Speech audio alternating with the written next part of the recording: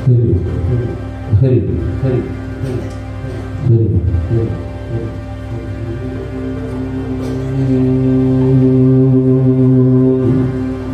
നമഃ ശിവായ നമഃ ശിവായ നമഃ ശിവായ.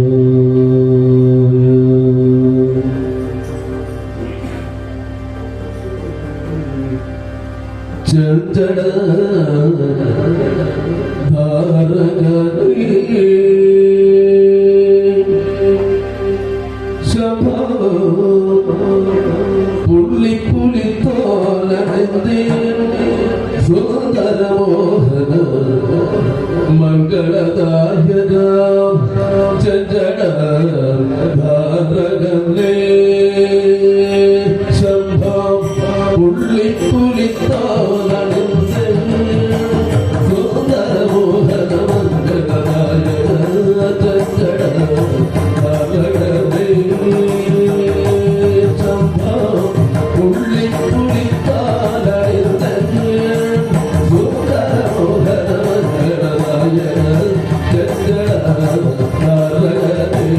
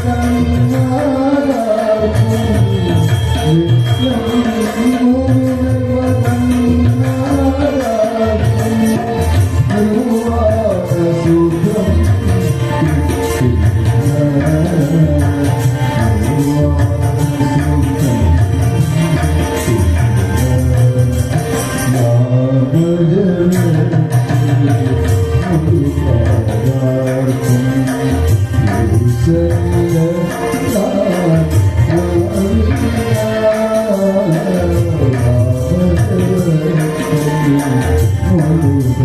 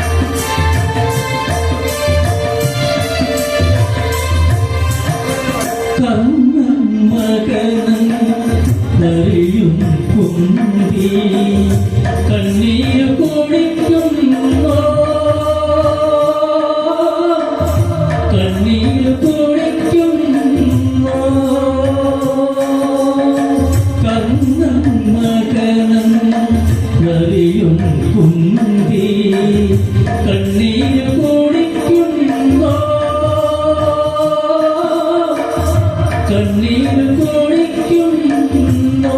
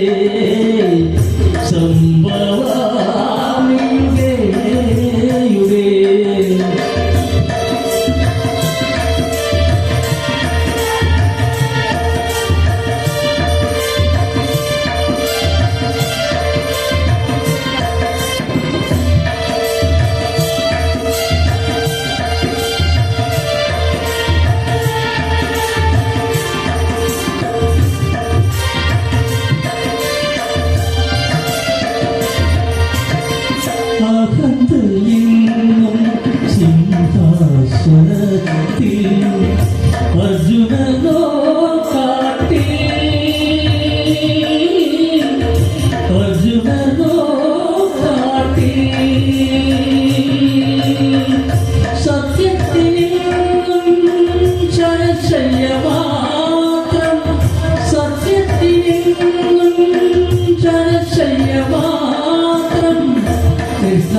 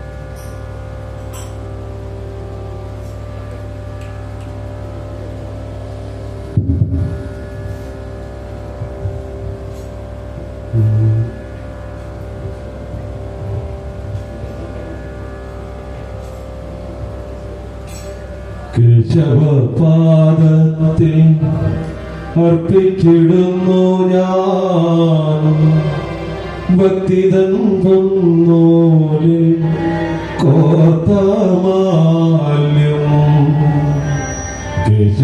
കേശവപാദത്തിൽ അർപ്പിച്ചിടുന്നു ഞാൻ ഭക്തിതൻ പൊന്നോലിൽ കോർത്തമാല്യം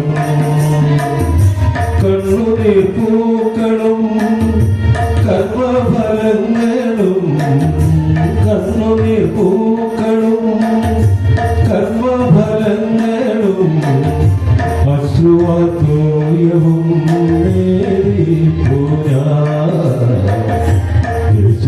കേശവപാദത്തിൽ അർപ്പിച്ചിടുന്നു ഞാൻ ഭക്തിതൻ പൊന്നോലിൽ കോർത്തമാല്യം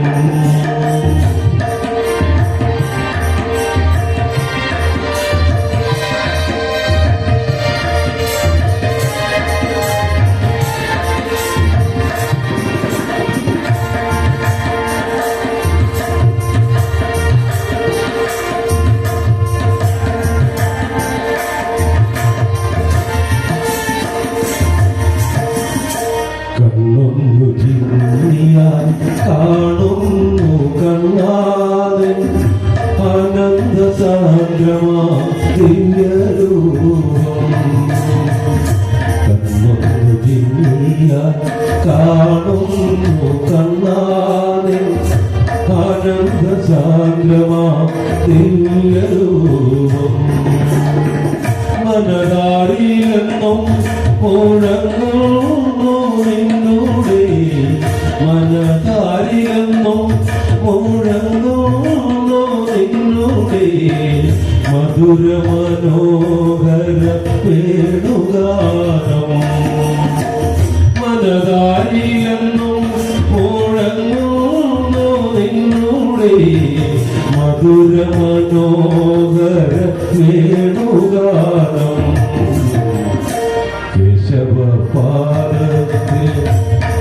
അർപ്പിച്ചിടുന്നു ഞാൻ ഭക്തി തന്നൂരിൽ കോർത്തമാല്യം.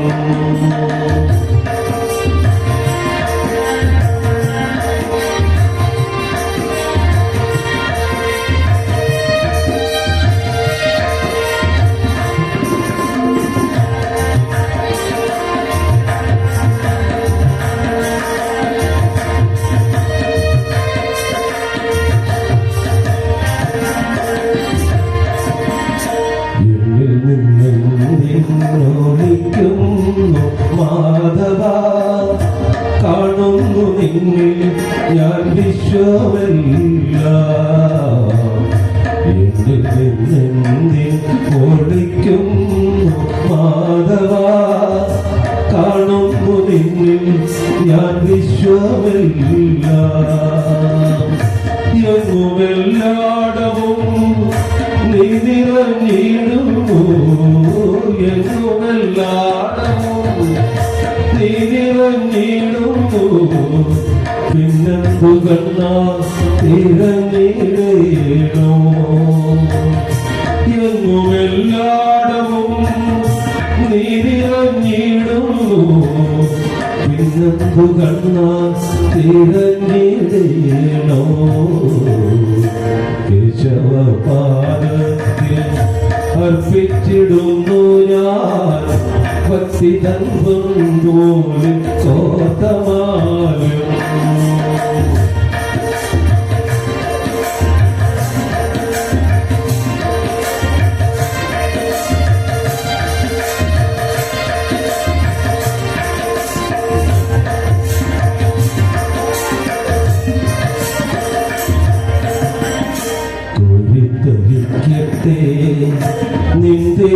നിന്തിരുനാമത്താൽ മറ്റുള്ളതെല്ലാം മറന്നിടട്ടെ. കോരിത്തടിക്കട്ടെ നിന്തിരുനാമത്താൽ മറ്റുള്ളതെല്ലാം മറന്നിടട്ടെ. നിന്നിലെന്നാത്മാവലിഞ്ഞു ചേർന്നിടട്ടെ, നിന്നിലെന്നാത്മാവലിഞ്ഞു ചേർന്നിടട്ടെ. സഫലമായി തീരട്ടെ എന്റെ ജന്മം. നിന്നിലെന്നാത്മാവലിഞ്ഞു ചേർന്നിടട്ടെ, സഫലമായി തീരട്ടെ എന്റെ ജന്മം. കേശവപാദത്തിൽ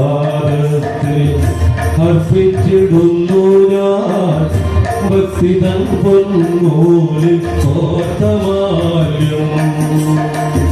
കണ്ണുനീർ പൂക്കളും കർമ്മഫലങ്ങളും, കണ്ണുനീർ പൂക്കളും കർമ്മഫലങ്ങളും അശ്രുവാൽ ചോയവും നേരിപ്പു ഞാൻ. കേശവപാദത്തിൽ അർപ്പിച്ചിടുന്നു ഞാൻ ഭക്തി തന്നൂരിൽ കോർത്തമാല്യം.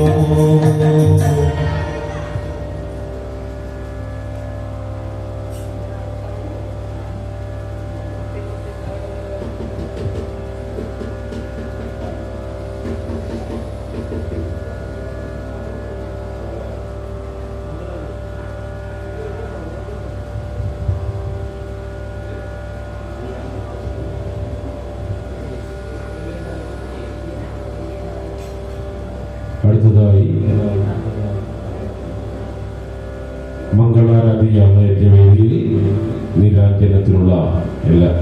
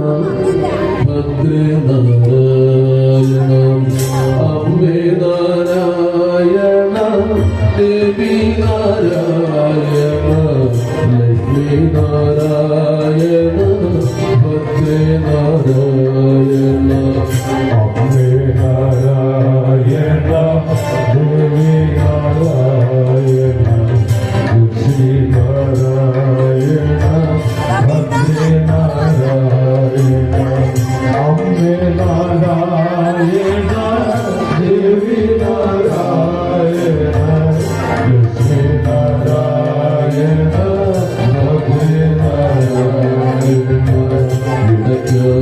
ഇടയ്ക്കാടുവാഴുന്നോ അമ്മയല്ലേ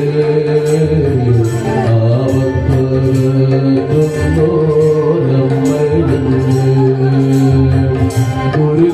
ദുരിതങ്ങളാകയോ അകറ്റിടുവാൻ ശ്രീഭദ്രദേവിയെ കൈകൊള്ളുന്നേ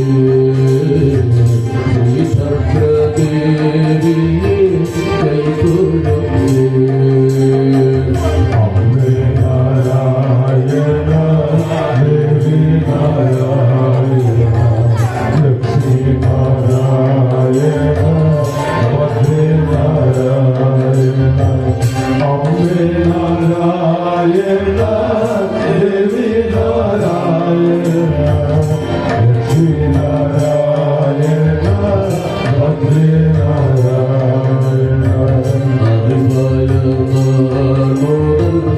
അമ്മയെ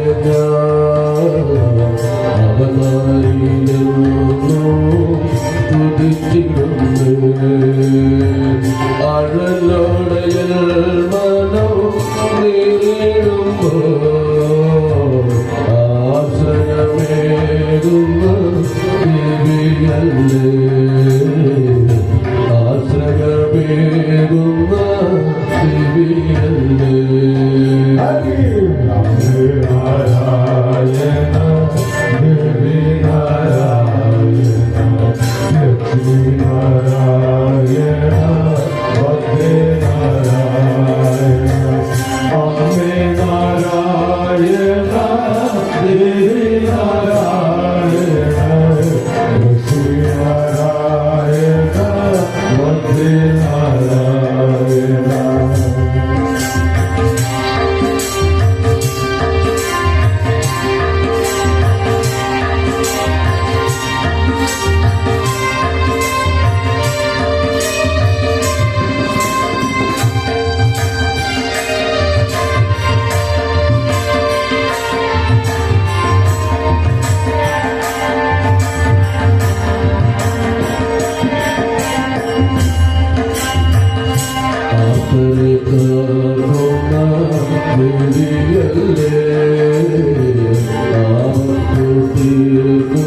ദേവി നാരായണ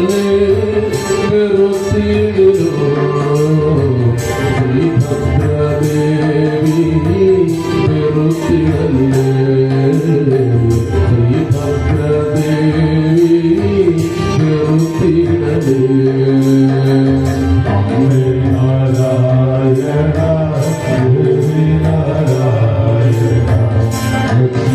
നാരായണ ഭദ്രേ നാരായണ അമ്മേ നാരായണ ദേവി നാരായണ ലക്ഷ്മി നാരായണ ഭദ്രേ നാരായണ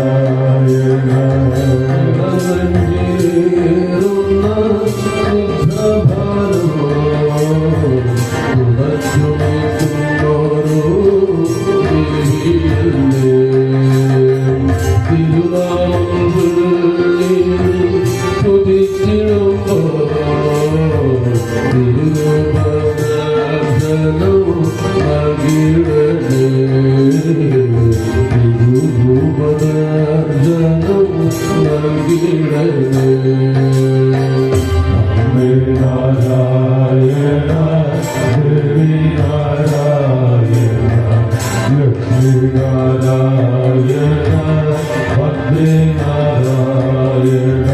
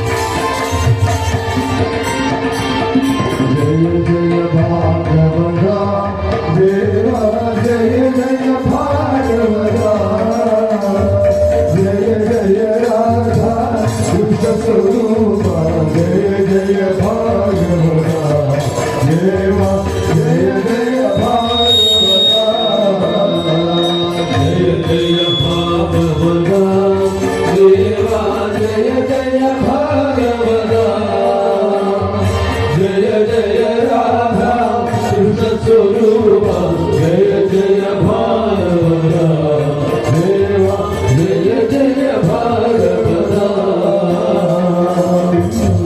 पद कमला कृष्णा कंगन कुंकुम पंकिर वचन सरवर भुवनया देवा जय जय भागवता जय जय भागवता देवा जय जय भागवता जय जय राधा कृष्ण स्वरूपा जय जय भागवता देवा जय जय भागवता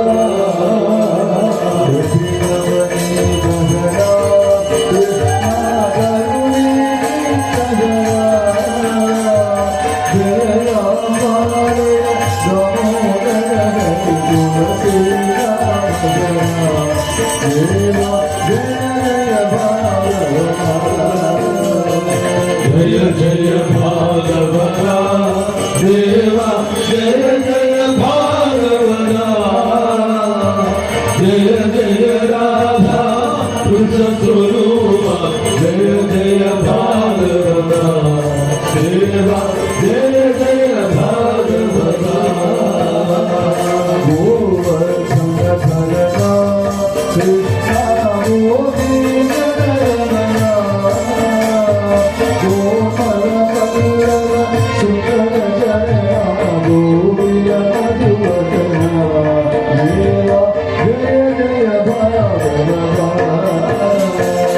जय जय भागवता देवा जय जय भागवता जय जय राधा कृष्ण स्वरूपा जय जय भागवता देवा जय जय भागवता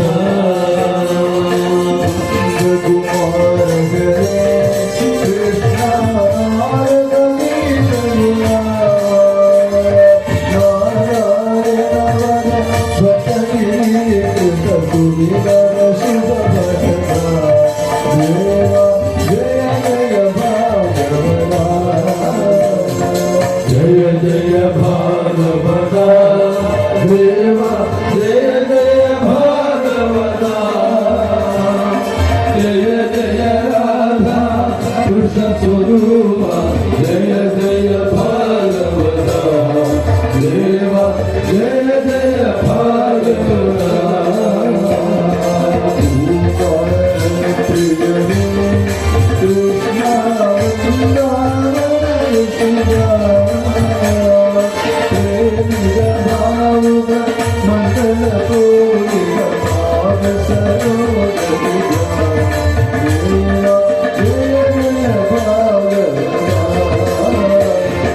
जय जय भागवता देवा जय जय भागवता जय जय राधा कृष्ण स्वरूपा जय जय भागवता देवा जय जय भागवता जय जगदीश कृष्ण जय जगदीश जय गुरु मारुद मंदिर नाथा जगदीश देवा जय जय भागवता जय जय भागवता देवा जय जय भागवता जय जय राधा कृष्ण स्वरूपा जय जय भागवता देवा जय जय भागवता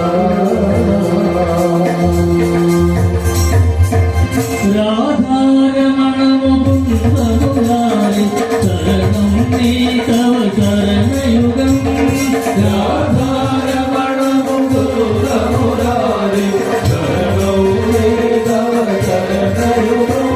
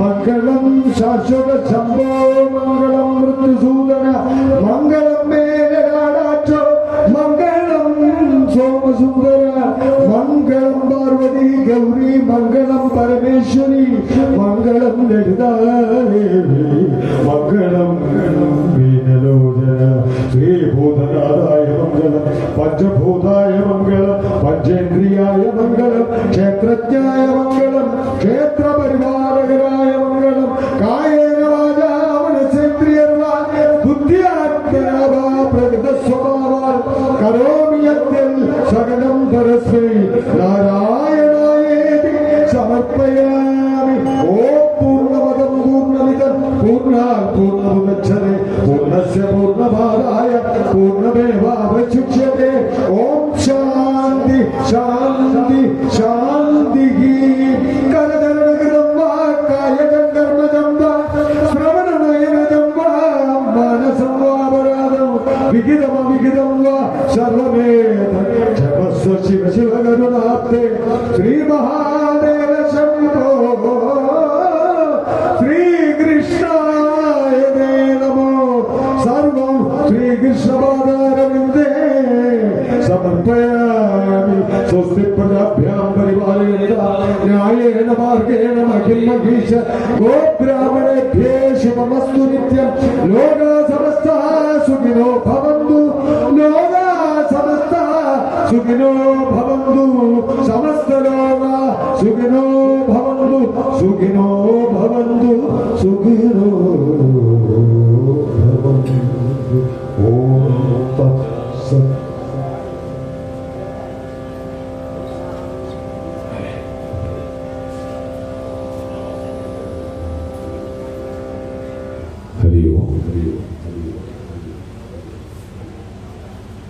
ഭക്തജനങ്ങളെ, സുഹൃത്തുക്കളെ,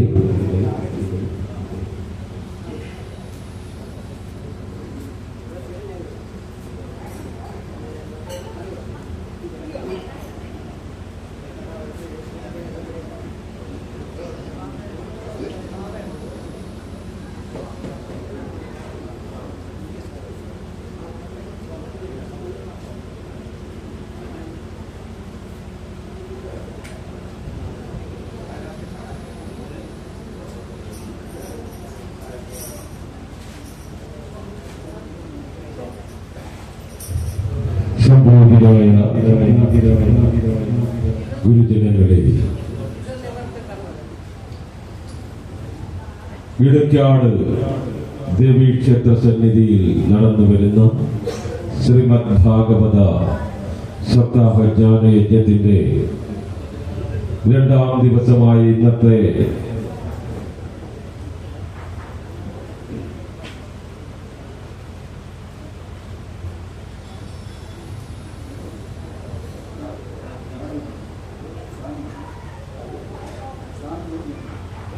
മംഗളാരതി ഭഗവാന്റെ തൃപാദങ്ങളിൽ സമർപ്പിച്ചിരിക്കുകയാണ്. നാളെ ഭഗവാന്റെ അവതാര ദിവസമാണ്, ഭഗവാന്റെ ജന്മദിനമാണ്. ഈ യജ്ഞശാലയിൽ നാളെ ഈ ദേശത്തുള്ള ഈ ദേശാന്തരങ്ങളിലുള്ള എല്ലാ ഭക്ത മനസ്സുകളും 9:30 മണിയോടുകൂടി ബലരാമന്റെ വിവാഹമാണ്. ബലരാമ ഭഗവാന്റെ അവതാരം ആണ്. ആ പുണ്യ നിമിഷത്തിൽ എല്ലാ ഭക്ത സുഹൃത്തുക്കളും ഇവിടെ എത്തിച്ചേരണം. 10 മണിക്ക് ശ്രീകൃഷ്ണാവതാരമാണ്. തിരുമുൽ കാഴ്ച സമർപ്പണം അത്യുത്തമമാണ്. നാളെ യജ്ഞശാലയിൽ നാളത്തെ പ്രധാന വഴിപാട് പുരുഷ സൂക്താർച്ചന, ശ്രീകൃഷ്ണ അഷ്ടോത്തരാർച്ചന, തൃക്കൈവെണ്ണ നിറപറ സമർപ്പണം. നാളെ പുഷ്പം, തുളസിമാല, പിച്ചിമാല, മുല്ലമാല ഇവ സമർപ്പിക്കാവുന്നതാണ്. നിവേദ്യം തൃക്കൈവെണ്ണ, പാൽപായസം, പഴവർഗ്ഗങ്ങൾ ഭഗവാന്റെ തൃപാദങ്ങളിൽ സമർപ്പിക്കാവുന്നതാണ്. നാളെ കഥാശ്രവണഫലം, കാര്യസിദ്ധി, ഭയനാശം. അപ്പോൾ ഈ കലിയുഗത്തിന്റെ രാജസൂയമാണ് ഇവിടെ നടക്കുന്നത്. കലിയുഗത്തിന്റെ പ്രത്യക്ഷ കൃഷ്ണസ്വരൂപമാണ് ഭാഗവതം. ആ ഭാഗവതാമൃതം നുകരുവാൻ ഈ നാട്ടിലെ എല്ലാ ഭക്ത മനസ്സുകളെയും അമ്മയുടെ നാമത്തിൽ ഈ യജ്ഞവേദിയിലേക്ക് ക്ഷണിക്കുകയാണ്. ഈ പുണ്യകർമ്മങ്ങൾക്കായി ഈ ദേശത്തിന്റെ ദേവതയാണ് അമ്മ മഹാമായ. ഈ ദേശത്തുള്ള ഓരോ ഗൃഹങ്ങളിലും ഈ അമ്മ മഹാമായയുടെ അനുഗ്രഹമാണ്. എല്ലാ വീടുകളിലും സന്തോഷവും സമാധാനവും സമ്പൽ സമൃദ്ധിയും വരുവാൻ അമ്മയുടെ അനുഗ്രഹം. നമ്മൾ ഏത് ദൂരെയുള്ള ഭഗവാനെ പോയി തൊഴുതിട്ടും കാര്യമില്ല. നമ്മുടെ ദേശദേവതയെ മറന്ന് നമ്മൾ എവിടെ പോയാലും ആ ദേശദേവതയുടെ അനുഗ്രഹമാണ് നമുക്ക് വേണ്ടത്. നമ്മുടെ എല്ലാം സന്താനങ്ങൾ, കുഞ്ഞുങ്ങൾ ഈ ദേശത്തും ദേശാന്തരങ്ങളിലും വിദേശങ്ങളിലുമെല്ലാം ജോലി ചെയ്യുന്ന, പഠിക്കുന്ന നമ്മുടെ കുഞ്ഞുങ്ങളൊക്കെയുണ്ട്. ആ കുഞ്ഞുങ്ങൾക്കെല്ലാം വേണ്ടിയും ഇവിടെയുള്ള ഓരോ അമ്മമാരും ഈ അമ്മ മഹാമായയുടെ അടുത്ത് പ്രാർത്ഥിക്കുമ്പോൾ നമ്മുടെ കുഞ്ഞുങ്ങൾക്ക് എല്ലാം അവരുടെ കാലിലൊരു മുള്ളു പോലും കൊള്ളാതെ ഈ കലിയുഗത്തിൽപ്പെട്ട് ഇപ്പോഴുള്ള അവസ്ഥയിൽ അവർ എല്ലാം സൽസ്വഭാവികളായി നല്ല ഭഗവത് ചിന്തയോടുകൂടി ആരോഗ്യത്തോടിരിക്കുവാൻ അമ്മ മഹാമായയുടെ അനുഗ്രഹം നമുക്ക് വേണം. ഈ ദേശത്തുള്ള എല്ലാ ദേശവാസികളും ഇത്രയും പേരൊന്നും പോരാ, ഇവിടെയുള്ള എല്ലാവരും അമ്മ മഹാമായയുടെ സന്നിധിയിൽ എത്തിച്ചേരണം. ഇന്നലെ 1ാമത്തെ ദിവസമായതുകൊണ്ടായിരിക്കാമെന്നാണ് ഞങ്ങൾക്ക് തോന്നിയത്. ഇന്ന് 2ാമത്തെ ദിവസമായി. അമ്മയെ എല്ലാരെയും വിളിച്ചോളൂ, വന്നോളൂ. പക്ഷേ ആ അമ്മയുടെ അനുഗ്രഹത്തിനായി ദേശത്തുള്ള ദേവതയെ മറന്ന് നമ്മൾ എവിടെ പോയെന്ന് പറഞ്ഞാലും ആ അമ്മ മഹാമായയുടെ അനുഗ്രഹമാണ് നമുക്ക് വേണ്ടത്. അതുകൊണ്ട് നിർമത്സരാണാം സദാ, നമ്മൾ ആരോടും മത്സരിക്കേണ്ട, നമ്മൾ നമ്മുടെ കർമ്മങ്ങൾ ചെയ്യൂ. തരാനുള്ളതെല്ലാം അർജുനനോട് ഭഗവാൻ പറയുന്നുണ്ട്, അർജുന നീ നിന്റെ കർമ്മം ചെയ്തുകൊള്ളൂ, പ്രതിഫലം നീ പ്രതീക്ഷിക്കാതെ. നിന്റെ കർമ്മത്തിനനുസരിച്ച് നിനക്കുള്ള പ്രതിഫലമെല്ലാം ആ ഭഗവാൻ അവിടുന്ന് തന്നുകൊള്ളുമെന്നാണ് പറയുന്നത്, അല്ലേ? അപ്പോൾ ഇച്ചിരി നേരം നമുക്ക് ഭാഗവതത്തിന്റെ കുറച്ച് കാര്യങ്ങളും കൂടെ പറയാൻ സമയമുണ്ടോ? എത്ര സമയം വരെ പറയാം? ഒരു 8:15. എന്നാലും കുറച്ച് നമ്മളെ ഒന്നും ഇതുവരെ പറഞ്ഞിട്ടില്ല. ഇന്നലെ മഹാത്മ്യം പറഞ്ഞു. ഇനിയിപ്പോ നാളെ കൃഷ്ണാവതാരം കഴിഞ്ഞ പിന്നെ കൃഷ്ണൻ ആ കഥകൾ പറഞ്ഞ് അങ്ങോട്ട് പോകും. തത്വങ്ങളെല്ലാം ഇപ്പറ കിടക്കുകയാണ്, അല്ലേ? 12 സ്കന്ധങ്ങളുണ്ടെന്നാണ് പറഞ്ഞത്. ഓർത്തിരിക്കണം. ഇനി അടുത്ത വർഷം എത്രാമത്? 59. അടുത്ത വർഷം 59ാമത് ഇവിടെ പിന്നെ ഒരു സപ്താഹയജ്ഞം നടക്കുമ്പോൾ അപ്പോഴും ചോദിക്കുമ്പോൾ നമ്മളെല്ലാം പറയണം, ഭാഗവതത്തിന് 12 സ്കന്ധങ്ങളുണ്ട്, 335 അധ്യായമുണ്ട്, 18,000 ശ്ലോകങ്ങളുമുണ്ട്, അല്ലേ? ഇല്ലെങ്കിൽ അടുത്ത വർഷം വരുന്ന ആചാര്യം പറയും, ഈ കഴിഞ്ഞ വർഷം പറഞ്ഞ് വന്ന ആൾ എന്തോന്നാ പറഞ്ഞത് വിടരുത്, അല്ലേ? ഇത്രയും പോലും ഭാഗവതം എന്താന്ന് പോലും പറഞ്ഞില്ലേ എന്ന് ചോദിക്കും, അല്ലേ? അതുകൊണ്ട് ഭാഗവതം എന്താന്ന് ചോദിച്ചാലും നമ്മൾ ഉടനെ ഓർത്തിരിക്കണം, ഭഗാരോ ഭക്തിമാർഗച്ച ഗഗാരോ ഗർഭവർജിത വകാരോ വാക്യവിജ്ഞാന തകാരോ തത്വദർശനം.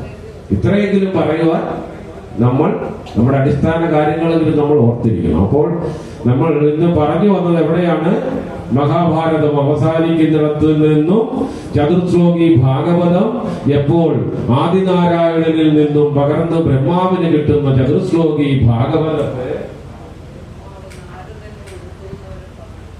ആദിനാരായണൻ അത് ബ്രഹ്മദേവൻ ഉപദേശിക്കുകയും ആ ചതുർശ്ലോകി ഭാഗവതത്തെ ബ്രഹ്മദേവൻ തന്റെ മാനസപുത്രനായ നാരദ മഹർഷിക്ക് ഉപദേശിക്കുകയും നാരദ മഹർഷി അത് ശമ്യാപ്രാസത്തിൽ വ്യാസഗുഹയിൽ ദുഃഖിതനായിരിക്കുന്ന വേദവ്യാസന് ഉപദേശിക്കുകയും അങ്ങനെ ചതുർശ്ലോകി ഭാഗവതം 4 ശ്ലോകത്തിലുള്ള ഭാഗവതത്തെയാണ് വേദവ്യാസ ഭഗവാൻ 18,000 ഗ്രന്ഥ ശ്ലോകങ്ങളിലൂടെ 335 അധ്യായത്തിലൂടെ 12 സ്കന്ധങ്ങളിലൂടെ നമുക്കായി പറഞ്ഞു തന്നത്, അല്ലേ? അപ്പോൾ വേദവ്യാസൻ എത്ര പുരാണങ്ങളാണ് രചിച്ചത്? 18 പുരാണം. അപ്പോൾ നമ്മൾ അതും കൂടെ അറിഞ്ഞിരിക്കണം, കേട്ടോ. 18 പുരാണത്തിന്റെ പേര് പറ മക്കളെ എന്ന് പറയുമ്പോൾ നമ്മുടെ കുഞ്ഞുങ്ങളോട് ചോദിച്ചാല് അവര് അതിന് ഏറ്റവും ലളിതമായിട്ട് ദേവി ഭാഗവതത്തിൽ അതിന്റെ ഒരു ശ്ലോകം പറഞ്ഞു തന്നിട്ടുണ്ട്. മദ്വയ ഭദ്വയ വത്രയ ഭത്രയ ചതുഷ്ടായ അനാപലിംഗ കുസ്കാനി. 18 പുരാണത്തിന്റെ പേരും പറഞ്ഞു. എന്തോന്നു പറഞ്ഞേ? മദ്വയ, മകാരത്തിൽ 2. എന്തൊക്കെയത്? മത്സ്യപുരാണവും മാർക്കണ്ഡേയ പുരാണവും, ഭദ്വയ ഭാഗവത പുരാണവും ഭവിഷ്യ പുരാണവും, ഭത്രയ ബ്രഹ്മാണ്ഡ വൈവർത്തക പുരാണം. 3 പുരാണമുണ്ട്. ബ്രഹ്മപുരാണം, ബ്രഹ്മാണ്ഡ പുരാണം, ബ്രഹ്മവൈവർത്തക പുരാണം. പിന്നെ വചതുഷ്ടായ വിഷ്ണു പുരാണം, വരാഹഭൂമ പുരാണം, വാമന പുരാണം, വന്യപുരാണം, കേട്ടോ. അപ്പോൾ ഇത്രയും പറഞ്ഞപ്പോ എത്ര പുരാണത്തിന്റെ പേര് പറഞ്ഞു? 11. എണ്ണി നോക്കിയോ? 11 പോയിട്ട് പിന്നെ എത്ര പുരാണം വേണം? 7. അനാപലിംഗ കൂസ്കാനി 7 വന്നു. ആ അഗ്നിപുരാണം, ലിംഗപുരാണം, നാരദ പുരാണം, അനാപലിംഗ ഗരുഡ പുരാണം, നാരദ പുരാണം, കുകൂർമ്മ പുരാണം, ഇങ്ങനെ 7 പുരാണവും വന്നു. അങ്ങനെ 18 പുരാണത്തിന്റെ പേര് നമുക്ക് പറഞ്ഞു തന്നു. പിന്നെ അങ്ങനെ ഭാഗവതം ചതുശ്ലോകി ഭാഗവതത്തിനെ വേദവ്യാസ ഭഗവാൻ ഭാഗവതം രചിച്ചു. എങ്ങനെ രചിച്ചു? എവിടെ? മഹാഭാരത യുദ്ധം അവസാനിച്ചു. 18ാമത്തെ ദിവസം ആ ഭീമസേനന്റെ ഗതപ്രഹരത്താൽ തുടയില് പൊട്ടി അങ്ങനെ അവിടെ പ്രാണനായിട്ട് മരണത്തെ കണ്ടുകൊണ്ടിങ്ങനെ ദുര്യോധനൻ അവിടെ കിടക്കുന്നു. അപ്പോൾ പെട്ടെന്ന് പറഞ്ഞു പോകട്ടെ, കുറെ കാര്യങ്ങൾ പറയണം, കുറച്ച് സമയം കൊണ്ട് കുറെ കാര്യം പറയണം. അങ്ങനെ കിടക്കുമ്പോഴാണ് ഈ ദ്രോണപുത്രനാകുന്ന അശ്വത്ഥമാവ് അവിടെ വരുന്നു. അശ്വത്ഥമാവിന് ഈ ദുര്യോധനന്റെ ആ കിടപ്പുകൾ, ദുര്യോധനോട് അത്രയ്ക്ക് സ്നേഹം അശ്വത്ഥമാവിനെ. അങ്ങനെ പോയിട്ട് പറയും, ഇതിന് ഞാൻ പ്രതികാരം ചെയ്യുമെന്ന് പറയും. അങ്ങനെ പാണ്ഡവ ശിബിരത്തിൽ ചെല്ലും.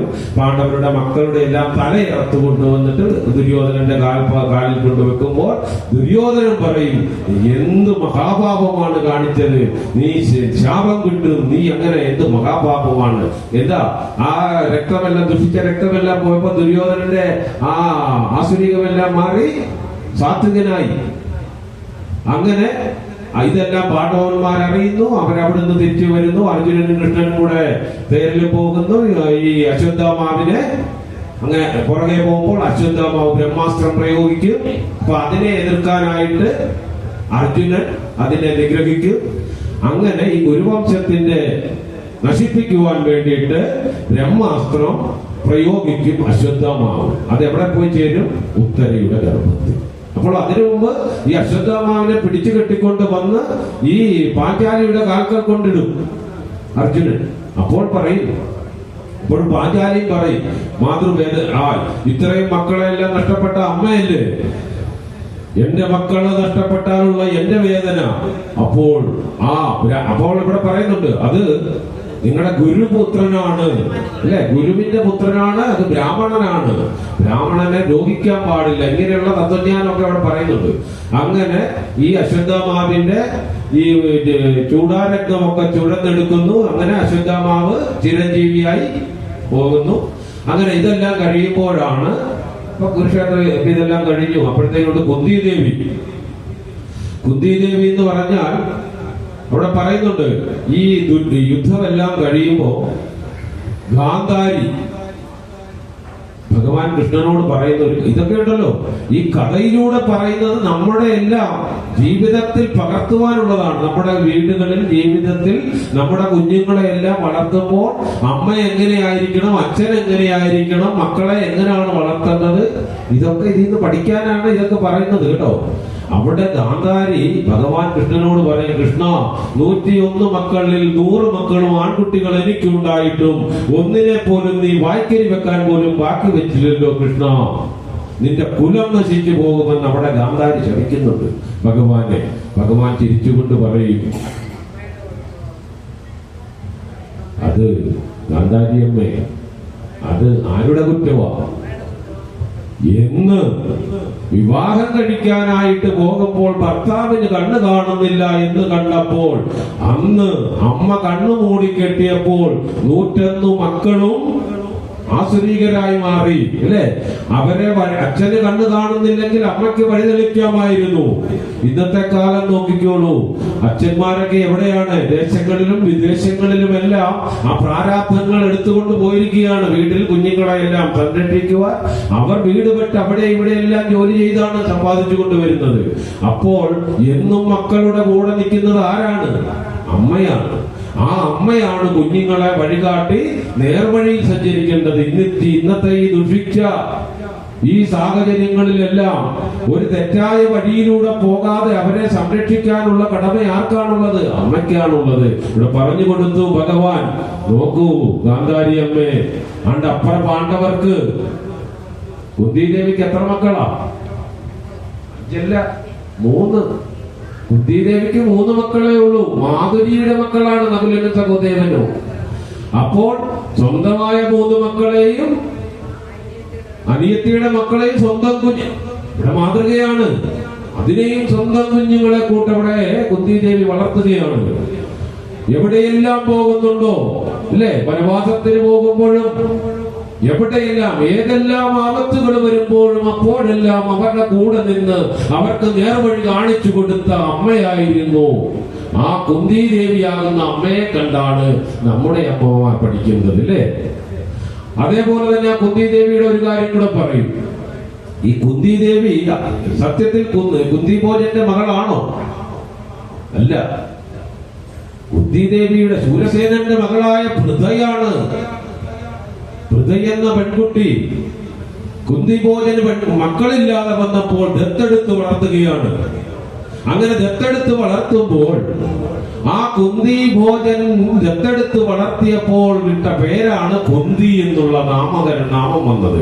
അങ്ങനെ കുന്തിഭോജന്റെ കൊട്ടാരത്തിൽ വളരുന്ന ആ രാജകീയ സുഖ സൗകര്യങ്ങളൊക്കെ അനുഭവിച്ചു വളരുമ്പോഴാണ് ഒരു ദിവസം ദുർവാസാവ് മഹർഷി അവിടെ വരികയും ആ മഹർഷിയെ പരിചരിക്കാൻ വേറെ ആരും അതിനുള്ള സ്വഭാവ ശുദ്ധിയുള്ള ആരും അവിടെ ഇല്ലെന്ന് കാണുന്ന കുന്തി ഭോജൻ ആ കുന്തി ദേവിയെ ദുർവാസ എത്രയാ 13 വയസ്സുള്ള യൗവനത്തിലോട്ട് കടക്കാൻ പോകുന്ന പെൺകുട്ടിയാണ് അപ്പോൾ പൃഥ കുന്തി. ആ കുന്തി ദേവി ആ ദുർവാസാവ് മഹർഷിയെ പരിചരിക്കുമ്പോൾ അതിൽ സന്തുഷ്ടനാകുന്ന ദുർവാസാവ് മഹർഷി എന്ത് കൊടുക്കും? വരം കൊടുക്കും. 5 വരം. എന്ത് വരമാണ്? നീ ആരെ മനസ്സിൽ ധ്യാനിക്കുന്നു അവരിൽ നിനക്ക് പുത്ര സൗഭാഗ്യം.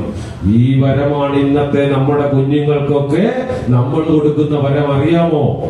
നമ്മുടെ 13 വയസ്സാകുന്ന കുഞ്ഞുങ്ങളുടെ കയ്യിലോട്ട് അച്ഛനും അമ്മയും സ്മാർട്ട് ഫോൺ അങ്ങോട്ട് വാങ്ങിച്ചു കൊടുക്കുന്ന വരം കൊടുത്തിട്ട് പറയും, മക്കളെ നിനക്ക് ഇഷ്ടമുള്ള ഇതിനകത്ത് നോക്കിക്കോ, കിട്ടുമെന്ന് പറയുമ്പോൾ ആ 13 വയസ്സിന്റെ ആ പ്രായത്തിന്റെ പക്വതയില്ലാത്ത പ്രായത്തിൽ അവരെന്ത് ചെയ്യും? ഇതിനെ ഒന്ന് ടെസ്റ്റ് ചെയ്യാമെന്ന് പറഞ്ഞൊരു ഹലോ വിളിക്കും, അപ്പറേ ഒരു കിലോ വരും, പിറ്റേ ദിവസം അവരുടെ കൂടെ അങ്ങ് പോകും. അല്ലേ? ഇവിടെയെല്ലാം കുഞ്ഞുങ്ങൾക്ക് ഇന്റർനെറ്റ് എല്ലാം വേണം, സ്മാർട്ട് ഫോൺ വേണം, എല്ലാം വേണം. പക്ഷേ ചൊല്ലിന്റെ കൂടെ ചോറിന്റെ കൂടെ ചൊല്ലും കൊടുത്ത് വളർത്തണം. അവരെന്ത് പഴയ കാലങ്ങളിലെല്ലാം വീടുകളിലൊന്നും CCTV ക്യാമറയൊന്നുമില്ലായിരുന്നു. ഉണ്ടായിരുന്നു, പക്ഷേ ഒരു ക്യാമറ അവിടെ ഉണ്ടായിരുന്നു. പഴയ കാലത്തെ മുത്തശ്ശിമാർ, ആ മുത്തശ്ശിമാർ അവിടെ അങ്ങനെ ആ വീടിന്റെ ആ പടിപ്പുരയിൽ അങ്ങനെ ഇരിക്കുമ്പോൾ ആ വീട്ടിൽ നടക്കുന്ന ഓരോ ചലനവും, ഓരോ ചെറിയ ചലനം വരെ ആ അമ്മൂമ്മയ്ക്ക് മനസ്സിലാകുമായിരുന്നു തെറ്റാണോ ശരിയാണോ. അന്നത്തെ അമ്മമാർ കുഞ്ഞുങ്ങളെ, അവരുടെ കുഞ്ഞുമക്കളെ എല്ലാം നേർവഴിയിൽ നടത്തുന്ന അമ്മൂമ്മമാർ അന്നുണ്ടായിരുന്നു. ഇന്നത്തെ അമ്മൂമ്മമാരും അമ്മമാരും എല്ലാം ഏതാണ്ട് ഒരേ കൂട്ടായിരിക്കും. എന്താ? ഗോദരേജിന്റെ സാധനം കിട്ടും, മുടി നനച്ചാലും കറപ്പിക്കാം. അപ്പോൾ രണ്ടുപേരും ഏതാണ്ട് ഒരേപോലെ ഇരിക്കും. സന്ധ്യയാകുമ്പോൾ നമ്മുടെ പെട്ടി തുറക്കും, വിളക്ക് കത്തിച്ചു, ഇല്ലെങ്കിൽ ഇല്ല. കൂടുതൽ നമ്മൾ പറയുന്ന കാര്യം. അപ്പൊ ഇതാണ് കുന്തി ദേവിയിൽ നിന്ന് നമ്മൾ എന്താണ് പഠിക്കേണ്ടത്? നമ്മുടെ വീട്ടിൽ നമ്മുടെ കുഞ്ഞുങ്ങൾക്ക് കൊടുക്കുന്ന വരങ്ങളും അവർക്ക് കൊടുക്കുന്ന സൗകര്യങ്ങളും എല്ലാം വേണം. കൊടുക്കുമ്പോൾ അതിന്റെ പിന്നിൽ നമ്മുടെ ഒരു ശ്രദ്ധയുണ്ടായിരിക്കണം. ഇല്ലെങ്കിൽ ഗാന്ധാരിക്ക് പറ്റിയ കൂട്ട് പറ്റും. ഇവിടെ ചെയ്തു കഴിഞ്ഞാൽ അവരെല്ലാം ശ്രദ്ധിച്ചാൽ കുന്തി ദേവിക്ക് ലഭിച്ച സൗഭാഗ്യം കിട്ടും. അപ്പോൾ നമുക്ക് ഭാഗവത്തിലോട്ട് പോകാം. അങ്ങനെ ഇവിടെ എന്ത് പറ്റുന്നു? അങ്ങനെ ആ സമയത്ത് ഈ കുന്തി ദേവി ഭഗവാൻ കൃഷ്ണനെ കുന്തി സ്തുതി, ഭാഗവതത്തിലെ ആദ്യത്തെ സ്തുതി കുന്തി സ്തുതിയാണ്. കൃഷ്ണായ വാസുദേവായ ദേവകീ നന്ദനായ നന്ദഗോപകുമാരായ ഗോവിന്ദായ നമോ നമ പങ്കജനാഭായ നമ പങ്കജമാലിനേ നമ പങ്കജനേത്രായ പങ്കജാംഗത്തിലെ ആ ശ്ലോകം കുന്തിയിലെ ഈ കുന്തി ഭഗവാനെ സ്തുതിക്കുന്നതാണ്. ഏതെങ്കിലും അമ്മമാർ അങ്ങനെ പറയുമോ? ഭഗവാനെ നീ എനിക്ക് സന്തോഷം തരരുത്. നമ്മൾ പ്രാർത്ഥിക്കുമ്പോൾ അങ്ങനെയാണോ പ്രാർത്ഥിക്കുന്നത്? അമ്മയോട് പോയി പ്രാർത്ഥിക്കും, അമ്മ എനിക്ക് എല്ലാം തരണേ എന്നല്ലേ പ്രാർത്ഥിക്കുന്നത്. ഇവിടെ കുന്തി ദേവി പ്രാർത്ഥിക്കുന്നത് എന്താണെന്നറിയാമോ? എനിക്ക് സന്തോഷം തരരുത് ഭഗവാനെ, നീ എനിക്ക് ദുഃഖം മാത്രമേ തരാവുള്ളൂ. എന്നാല് എനിക്ക് അന്നു വന്ന ആപത്തുകളിലെല്ലാം ഞാൻ ഭഗവാനെ നിന്നെ വിളിച്ചപ്പോൾ, എന്റെ മക്കൾക്ക് ആപത്ത് വന്നപ്പോൾ ഞാൻ നിന്നെ വിളിച്ചു. ഭഗവാനെ നീ വന്ന് എന്റെ മക്കളെ രക്ഷിച്ചു. അല്ലേ?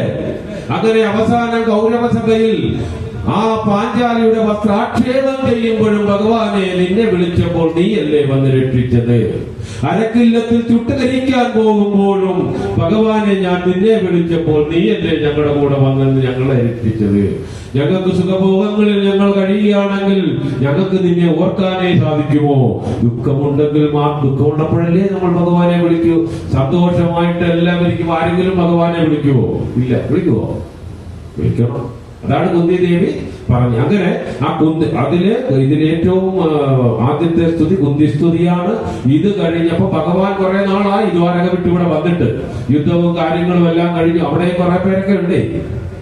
എത്രയാ? 10-16 പറയുന്നത്.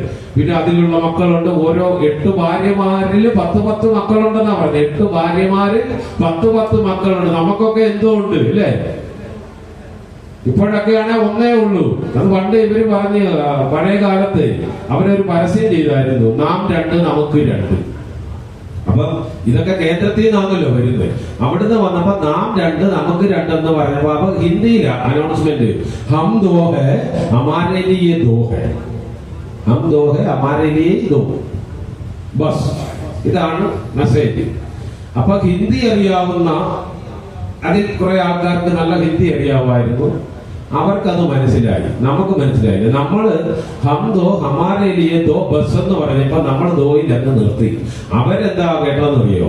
ഹം ദോ ഹമാരെ ലിയേ ദോ ബസ്. അപ്പൊ ഒരു ബസ്സിൽ എത്ര സീറ്റ് ഉണ്ടോ, അപ്പൊ 2 ബസ്സിൽ എത്ര സീറ്റ് ഉണ്ടോ അത്രയാകാം അവർക്ക്. മനസ്സിലായോ? അതുകൊണ്ട് നമ്മുടെ മക്കളുടെ ഒക്കെ എണ്ണം അത്രയേ ഉള്ളൂ, 2, 1. ഇപ്പൊ നാം 2 നമുക്ക് 1. ഇപ്പൊ ഉള്ള പിള്ളേർ പറഞ്ഞാൽ നാം 2 നമുക്ക് 1 വേണ്ട. എനിക്ക് മറ്റേ ദുന്ദുലി പറഞ്ഞുകൊണ്ട് എനിക്ക് ഇതൊന്നും ഗർഭിണിയാകാനും വയ്യ, എന്റെ സൗന്ദര്യവും ഒക്കെ പോകും, അത് കാരണം എനിക്ക് ഈ പണിയൊന്നും പറ്റത്തില്ല അല്ലേ എന്നു. അതുകൊട്ടെ അങ്ങനെ ഇതുമെല്ലാം കഴിഞ്ഞ് ഭഗവാൻ പോകാനായിട്ട് ഇങ്ങനെ നിൽക്കുമ്പോഴാണ് അവിടെ ഒരു ബ്രഹ്മാസ്ത്രം അയച്ചായിരുന്നല്ലോ അശ്വത്ഥാമാവ്. ഇത് ഈ യദുകുലത്തെ നശിപ്പിക്കുവാൻ വേണ്ടിയിട്ട് യദുകുലത്തിന്റെ അവസാനമായ സന്തതിയാണ് ഈ ഉത്തര. ആരാ? അഭിമന്യുവിന്റെ ഭാര്യ, അർജുനന്റെ മകന്റെ പത്മവ്യൂഹം ഭേദിക്കാൻ പോയി അഭിമന്യു. അങ്ങനെ പോയി. അങ്ങനെ ആ ഉത്തരയുടെ ഗർഭത്തിലിരിക്കുന്ന ആ അവസാനത്തെ യദുവംശത്തിലെ ആ കുഞ്ഞിനെ നശിപ്പിക്കാനാണ് ഈ ബ്രഹ്മാസ്ത്രം പ്രയോഗിച്ചത്. അങ്ങനെ ഈ ബ്രഹ്മാസ്ത്രം അങ്ങനെ ആ വേദന കൊണ്ട് ഇങ്ങനെ കരഞ്ഞോടി വരുന്നു. ഉത്തര ഉറക്കൊക്കെ വിലപിച്ചുകൊണ്ട് ഭഗവാന്റെ പാദങ്ങളിൽ വന്നണയുമ്പോൾ ആ ഭഗവാൻ അങ്കുഷ്ടാവായി ഒരു തള്ളവിരലിന്റെ വലുപ്പത്തിൽ ആ ഗർഭത്തിനുള്ളിൽ കിടന്ന് തന്റെ സുദർശനം കൊണ്ട് മറച്ച് അങ്ങനെ പരീക്ഷണത്തിലൂടെ പരീക്ഷിച്ചു വന്ന ആ കുട്ടിയുടെ പേരാണ് പരീക്ഷിത്ത് മഹാരാജാവ് അല്ലെ? പരീക്ഷിത്ത്. അങ്ങനെ ആ പരീക്ഷിത്ത് വളർന്നു വലുതാകുന്നു. ഇങ്ങനെ ഇതെല്ലാം കഴിഞ്ഞ് ഈ സമയത്താണ് അടുത്ത പ്രശ്നം. ആർക്കാ? എല്ലാവരും ഭഗവാൻ ഈ പ്രശ്നങ്ങൾ തീർത്തിട്ട് സമയമില്ല. അപ്പോഴാണ് ഈ യുധിഷ്ഠിരനാണെങ്കിൽ ആകെ പ്രശ്നം. ഞാൻ കാരണമാണല്ലോ ഈ സംഭവം എല്ലാം ഉണ്ടായത്. എത്ര പേരുടെ ഭർത്താക്കന്മാര് പോയി, എത്ര പേരുടെ അല്ലെ മക്കള് പോയി, അല്ലെ പുത്രന്മാര് പോയി, എത്ര കുഞ്ഞുങ്ങൾക്ക് അച്ഛനും അമ്മ ഇല്ലാതായി പോയി. ഇതെല്ലാം എന്റെ അത്യാഗ്രഹം കൊണ്ടാണല്ലോ എന്നുള്ള ഈ ചിന്ത കൊണ്ട് യുധിഷ്ഠിരന് ആകെ പ്രശ്നം. ഇതാണ് പറയുന്നത്.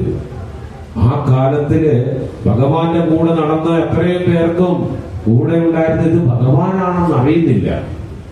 കൂടെ നടന്ന അർജുനന് പോലും അവസാനമാണ് മനസ്സിലാകുന്നത്. അതുവരെ കൂട്ടുകാരൻ, അതുവരെ യുദ്ധക്കളത്തിലൊക്കെ പറയുന്നത് എങ്ങനെയാണെന്നറിയോ? ഒരു അധികാരി തന്റെ ഡ്രൈവറോട് പറയുക, ഡ്രൈവറെ വരൂ, വണ്ടി എടുക്കൂ, പോകാം. ഈ ഭാവത്തിലാണ് ഇരുന്നത്. എപ്പോൾ ഭഗവത്ഗീതയൊക്കെ അങ്ങോട്ട് ഉപദേശിച്ച് ആ ശിഷ്യനായി ഗുരുസ്ഥാനത്ത് കണ്ടു, അപ്പോഴാണ് അവസാനം ആ ദിവ്യ രൂപം കാണുമ്പോഴാണ് ഇത് ഭഗവാൻ സാക്ഷാൽ വിഷ്ണു ഭഗവാനാണ്. ആ ചതുർ അല്ലെ 4 കയ്യും അതെല്ലാം കാണുമ്പോഴാണ് അർജുനന് തന്നെ അത്. അപ്പൊ ഇവിടെ ധർമ്മപുത്രർക്ക് അപ്പോഴും പിടികിട്ടിയിട്ടില്ല. അപ്പൊ ധർമ്മപുത്രൻ അർജുനൻ ഈ അനിയനല്ലേ, പ്രായത്തിൽ കുറഞ്ഞവര് പറഞ്ഞു കഴിഞ്ഞാൽ മൂത്തവർക്ക് അത് കേൾക്കാൻ ഒരു ഇച്ചിരി അല്ലെ ഇച്ചിരി പ്രശ്നമുണ്ട്. അപ്പൊ പറഞ്ഞു ഇതൊന്നും ശരിയാകുന്നില്ല. ഇങ്ങനെ ദുഃഖിച്ചിരിക്കുമ്പോഴാണ് അവസാനം ഭഗവാൻ പറയും, ധർമ്മപുത്രരെ അങ്ങ് വാ, അങ്ങേ ഞാൻ ഒരാളെടുത്ത് കൊണ്ടുപോകാം, അദ്ദേഹം താങ്കൾക്കല്ല. അപ്പൊ ഇത് ആരാ? ഭീഷ്മാചാര്യൻ, കുരുവംശത്തിന്റെ ഭീഷ്മ പിതാമഹനാണ് അല്ലെ? ആ കഥയിലോട്ടൊക്കെ പോയ ഒത്തിരി ഉണ്ട്. ഭീഷ്മരുടെ ജനനവും ഭീഷ്മർ എങ്ങനെയാണ് ബ്രഹ്മചാരി ആയതെന്നും ഭീഷ്മ ശപഥം ചെയ്തെന്നും ഒക്കെ ഒത്തിരി ഉണ്ട്. അങ്ങനെ ഈ പാണ്ഡവരും കുന്തിദേവി ഇവരെല്ലാവരെയും കൊണ്ട് ശരശയ്യയിൽ കിടക്കുന്ന ഭീഷ്മാചാര്യരുടെ അടുത്തോട്ട് ചെല്ലുന്നു. അങ്ങനെ ഭീഷ്മാചാര്യരുടെ അടുത്ത് ചെല്ലുമ്പോഴത്തേക്കും ഭീഷ്മാചാര്യൻ ഭഗവാനെ കണ്ട ഉടനെ കൈയെല്ലാം ശരശയ്യയിലാണ് ഇങ്ങനെ പറയും. അപ്പോൾ ഭീഷ്മാചാര്യരോട് പറയും, ഭീഷ്മാചാര്യരെ അങ്ങ് ഈ ധർമ്മപുത്രർക്ക് ധർമ്മോപദേശം നൽകൂ. അങ്ങനെ ശരശയ്യയിൽ കിടന്ന് ധർമ്മോപദേശം ചെയ്യും. ആര്? ഭീഷ്മർ. ഇവർക്കെല്ലാവർക്കും ധർമ്മോപദേശം കൊടുത്ത് അങ്ങനെ അവസാനം സ്വച്ഛന്ത മൃത്യുവാണ്. അച്ഛനിൽ നിന്നും വരം വാങ്ങിയ എപ്പോൾ വിചാരിക്കുന്നു അപ്പൊ ഉത്തരായണം കാത്ത് ശരശയ്യയിൽ കിടക്കുക. ആ നല്ല സമയം വരുമ്പോഴേ മൃത്യു ആകുകയുള്ളൂ. അങ്ങനെ കിടക്കുന്ന സമയത്താണ് ഭഗവാൻ ചെല്ലുന്നതും. അങ്ങനെ ആ ഭഗവാന്റെ ദിവ്യരൂപം കണ്ട് ആ ശരശയ്യയിൽ കിടന്ന് അർച്ചിക്കുന്ന അർച്ചനയാണ്, മന്ത്രാർച്ചനയാണ് വിഷ്ണു സഹസ്രനാമ സ്തോത്രം. ഇവിടെ ഒരു അമ്മ എന്നോട് ചോദിച്ചു, ആരോ പറഞ്ഞു വിഷ്ണു സഹസ്രനാമം വീട്ടിൽ ചൊല്ലാൻ. അതിൽ തെറ്റായ ചിന്ത കേട്ടോ. വിഷ്ണു സഹസ്രനാമം എന്ന് പറഞ്ഞാൽ വിഷ്ണു ഭഗവാന്റെ 1000 മന്ത്രങ്ങളാണ്. ആ ഭഗവാന്റെ മന്ത്രങ്ങൾ എപ്പോ വേണേ ചൊല്ലാം. അത് കുറച്ച് അതിനെ രാവിലെ ഞാനതിനൊരു പരിഹാരവും പറഞ്ഞത്, 1000 മന്ത്രം ചൊല്ലാൻ സാധിച്ചില്ലെങ്കിൽ അവസാനം അവിടെ പാർവതി ദേവി ചോദിച്ചു. അതിന്റെ കാര്യം ഞാൻ പിന്നെ നാളെ പറയാം. വിഷ്ണു സഹസ്രനാമം വരുമ്പോൾ എന്താണ് ശ്രീരാമ രാമ രമേ രാമേ മനോരമേ സഹസ്രനാമ തത്തുല്യം ശ്രീരാമനാമ വരാനനെ. ഇങ്ങനെ രാമമന്ത്രം 3 പ്രാവശ്യം ചൊല്ലിയാൽ 1000 വിഷ്ണു മന്ത്രം ചൊല്ലുന്നതിന് തുല്യമാണ് എന്ന് അതിന്റെ ഇതെല്ലാം നല്ല ക്ലാരിറ്റിയിൽ പറയുന്നുണ്ട്. ഇവിടെ എന്താണ് അതിന്റെ കാര്യം അതും പറയാം, നാളെ പറയാം. വിഷ്ണു അങ്ങനെ ധർമ്മോപദേശം എല്ലാം വാങ്ങി ഇവരെല്ലാം തിരികെ വരും. അങ്ങനെ അതിനുശേഷം പിന്നെ പാണ്ഡവരുടെ ഇത് കഴിഞ്ഞ് പിന്നെ കൃഷ്ണൻ ദ്വാരകയിൽ പോയി കുറെ കാലം കഴിഞ്ഞു. അങ്ങനെ അർജുനൻ പിന്നെ കൃഷ്ണനെ കാണാൻ ദ്വാരകയിലോട്ട് പോയി. പിന്നെ കുറെ കാലം കഴിഞ്ഞിട്ട് പിന്നെ ആരും തിരിച്ചു വരുന്നില്ല. അങ്ങനെ വിഷമിച്ചിരിക്കുമ്പോ ഇങ്ങനെ അതിനകത്തുള്ള കഥകളാണ് വരുന്നത്. അങ്ങനെ പിന്നെ കൃഷ്ണൻ തിരിച്ചു വന്നു, പറഞ്ഞു ഭഗവാൻ ധര വിട്ടുപോയി, നമ്മളെല്ലാം ഉപേക്ഷിച്ച് എന്റെ ആ കൃഷ്ണൻ പോയി എന്നും കരഞ്ഞുകൊണ്ടും പറഞ്ഞ്. അപ്പൊ കൃഷ്ണൻ പോയപ്പോൾ ഇവിടെ എല്ലാം ധർമ്മമെല്ലാം പോയി, എല്ലാം നശിച്ചു. അങ്ങനെ ഏത് കുലവും നശിച്ചു. പാണ്ഡവരെല്ലാം വടക്കോട്ടുള്ള യാത്രയായി പോയി.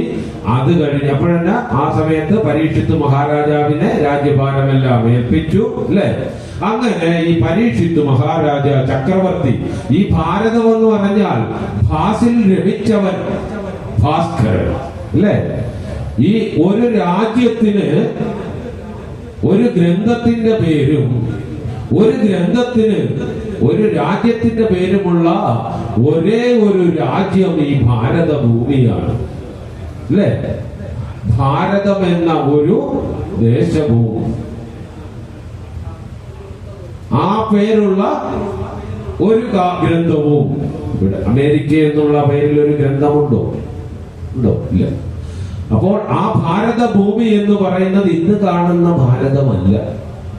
ബംഗാളദേശവും പാഞ്ചാലദേശവും ഗാന്ധാരദേശവും നേപ്പാളദേശവും ഇതെല്ലാം ചേരുന്ന ആ രാജ്യത്തിന്റെ ചക്രവർത്തിയായിരുന്നു ആര്? പരീക്ഷിത്ത് മഹാരാജാവ്. അങ്ങനെ ആ ഒരു ചക്രവർത്തിയുടെ ധർമ്മം എന്താണ്? തന്റെ പ്രജകളെയെല്ലാം നല്ല പോലെ സംരക്ഷിക്കുക എന്നതാണ് ഒരു രാജാവിന്റെ ധർമ്മം. ഇപ്പൊ കാണുന്നു. അപ്പോൾ ആ രാജാവിന്റെ ധർമ്മം എന്തായിരിക്കണം? ആ പ്രജകളെയെല്ലാം സംരക്ഷിക്കുക എന്നുള്ളതാണ് രാജാവിന്റെ ധർമ്മം. അങ്ങനെ നന്നായി സംരക്ഷിച്ചു കൊണ്ടിരിക്കുമ്പോൾ ഒരിക്കൽ ഈ പരീക്ഷിത്ത് മഹാരാജാവ് എന്ത് ചെയ്യും? വേഷപ്രച്ഛന്നനായി ഇങ്ങനെ, എല്ലാരും എന്തൊക്കെ പറയുന്നുണ്ടെന്നൊക്കെ അറിയണമല്ലോ.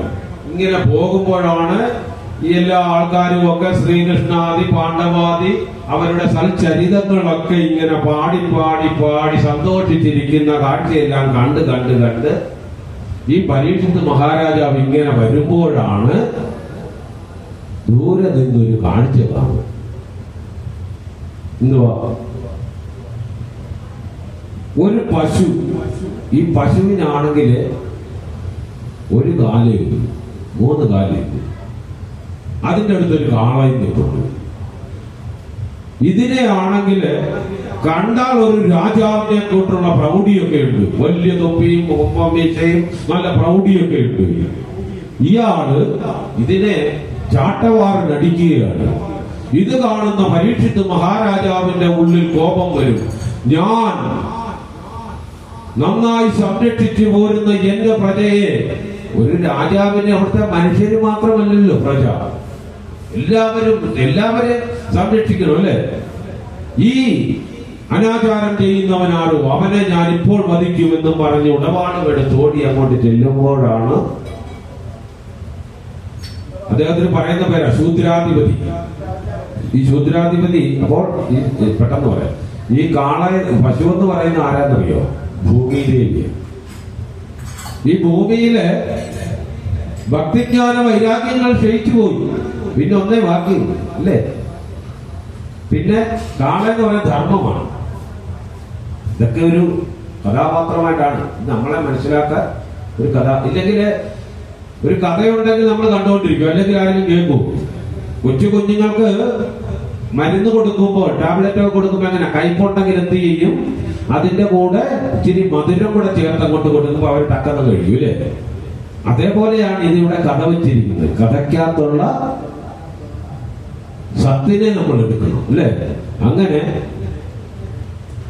ഈ ശൂദ്രാധിപതി കാൽക്കൽ വീഴും, പറയും എന്റെ ഈ രാജ്യത്ത് ഇങ്ങനൊന്നും ചെയ്യാൻ പാടില്ല, നീ എന്റെ ഈ ലോകത്ത് തന്നെ നിന്നെ കാണാൻ പാടില്ല എന്ന് പറഞ്ഞ്. അപ്പോൾ ഈ ശൂദ്രാധിപതി പറയും, ഈ ലോകം മുഴുവൻ അടക്കി വാഴുന്ന ചക്രവർത്തി അങ്ങല്ലേ അങ്ങ്, പിന്നെ ഞാൻ എവിടെ പോകും? എനിക്ക് പോകുവാൻ അങ്ങ് സ്ഥലം പറഞ്ഞതാ, ഞാൻ അങ്ങോട്ട് പൊക്കോളാം അല്ലെ? പൊക്കോളൂ എന്ന് പറയുമ്പോൾ പോകാനുള്ള സ്ഥലവും കാണിച്ചു തരണം അല്ലേ? അപ്പോഴാണ് ഭാഗവതം പറയുന്നു, സ്വന്തം ചൂതുപോരുന്നിടത്തും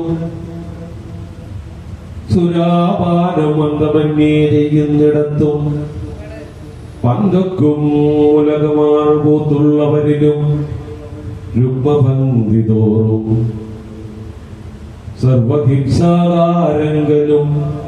കണ്ടോ എവിടൊക്കെയാണ്? സന്തതം ചൂത് പോരുന്നിടത്തും. ഈ ചൂതുകളിയൊക്കെ നടത്തത്തില്ലേ, അങ്ങനെയുള്ള സ്ഥലങ്ങളിൽ കലിയോട് പറഞ്ഞു നീ പോയി അവിടെ ഇരുന്നു അല്ലേ? ചൂതൊക്കെ കളിക്കുന്നിടത്ത് വഴക്കുണ്ടാകുന്ന മടിയുണ്ടാകുന്ന കണ്ടിട്ടില്ലേ? ഇതുകൊണ്ടാണ്. രണ്ടാമത് സുരാപാനം അന്തമന്യെ നടത്തുമ്പോഴും ദിനംതോറും മദ്യവും മയക്കുമരുന്നുമെല്ലാം കഴിച്ച് നടക്കുന്നവരിൽ ആസുരിക ഭാവമില്ലേ? അവരാ ആസുരിക ഭാവം വരുമ്പോഴാണ് അച്ഛനാരാണ്, അമ്മയാരാണ്, സഹോദരനാരാണ്, സഹോദരി ആരാണ് ഒന്നും അറിയില്ല. ആസുരീകം കയറി അങ്ങ് നിറഞ്ഞു വിളയാടുകയാണ്. വടിവാളും എടുത്ത് മുന്നിൽ കാണുന്നവനെ വെട്ടി അങ്ങ് കൊല്ലുക. എന്താ? ഉള്ളിൽ ആസുരീകം നിറഞ്ഞു നിൽക്കുന്നു. പിന്നെ പന്തക്കും മൂലമാർ ഒത്തുള്ളവർ എന്ന് പറയുന്നത് എന്താ അറിയോ? ചിത്ത സ്ത്രീകൾ. ഇത് ഒത്തിരി പറയേണ്ട കാര്യമില്ല, നമുക്കത് അണ്ടർസ്റ്റാൻഡ്. പിന്നെ സർവഹിംസാകാരെങ്കിലും, ഹിംസാകാരെങ്കിലാരെ? ഈ വെട്ടുകയും കുത്തുകയൊക്കെ ചെയ്യുന്നവരില്ലേ, അവരിൽ കലിയുണ്ട്, അതുകൊണ്ട് അവർ ചെയ്യുന്നു. മാനുഷിക ഉണ്ടെങ്കിൽ അവർ ചെയ്യുമോ? ഒരു മനുഷ്യനെ, ഒരു ജീവനെ അവർ നോവിക്കുമോ? അവരിൽ ആ മാനവികതയില്ല, ആസുരിക ഭാവം നിറഞ്ഞിരുന്നു കലി കയറുമ്പോൾ. അപ്പോൾ പറയും 4 സ്ഥലം പറഞ്ഞു കൊടുത്തോ, പറഞ്ഞു ഇപ്പൊ ഈ സ്ഥലം തരാമെന്ന് പറഞ്ഞു, ഈ സ്ഥലം ഇനി തന്നേക്കാം. പക്ഷേ ആ സ്ഥലത്തോട്ട് വരാൻ റോഡില്ലെങ്കിൽ പിന്നെന്താ കാര്യം? അപ്പൊ ഇതൊക്കെ ചെയ്യണമെങ്കിൽ അതിനുള്ള സാമ്പത്തികവും വേണ്ടേ? അതാ പറഞ്ഞ് രുഗ്മപംക്തികൾ. രുഗ്മം എന്ന് പറഞ്ഞാൽ സ്വർണം, ധനം.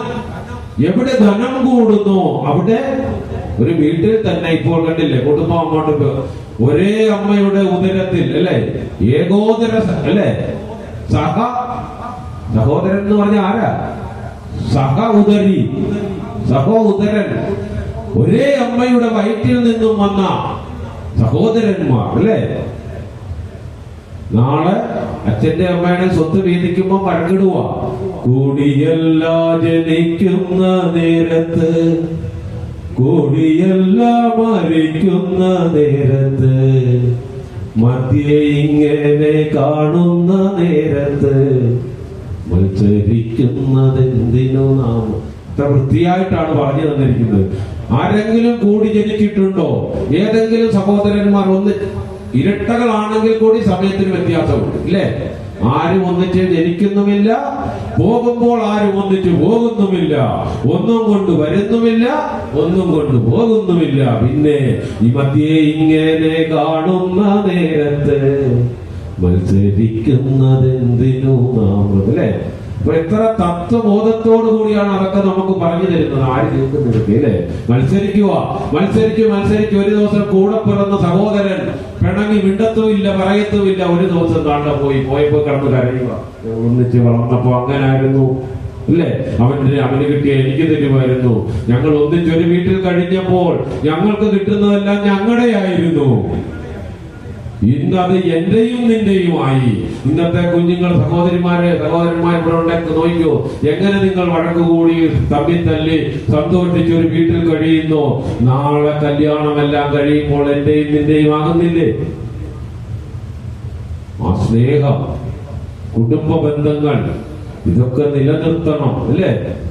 അപ്പോൾ ഇവിടെ പറഞ്ഞു വരുന്നത്, ഇങ്ങനെ ആ കലിക്കിരിക്കുവാൻ സ്ഥലം ആര് കൊടുത്തു? പരീക്ഷിത്തു മഹാരാജാവ്. സമയം ഒത്തിരി, ഇത് പറഞ്ഞു തീർക്കട്ടെ,